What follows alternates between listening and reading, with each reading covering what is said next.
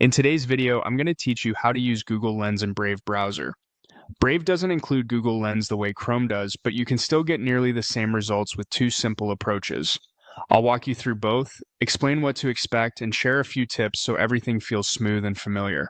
First, use Google Images, which is the closest thing to full lens in Brave. Open Brave and head to images.google.com. In the search bar, click the small camera icon which represents Google Lens. From here, you have three easy options. You can upload an image directly from your computer, paste the URL of an image you found online, or simply drag and drop a picture into the page. Any of these will trigger Google's visual search. After the image loads, you'll see results that look and behave a lot like Lens.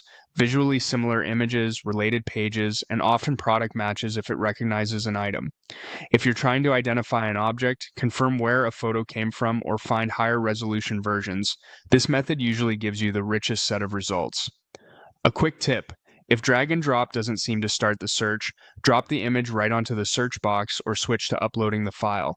And if you have an image loaded in another tab, copying its direct address and pasting it here works well too. The second method is perfect when you're already looking at an image on a web page and don't want to leave it. In Brave, right-click the image and select Search Image with Google. Brave will open a new tab with results that are very similar to what you'd get from Lens, though the interface is a bit simpler. It's fast, it doesn't require downloading the picture first, and it's great for quick checks like, what is this item? Or where else does this photo appear? This option may not show every lens control you'd find in Google Images, but for most day-to-day lookups, it's more than enough. To recap the difference, going through imagesgoogle.com gives you the closest lens-like experience, especially when you want a deeper dive.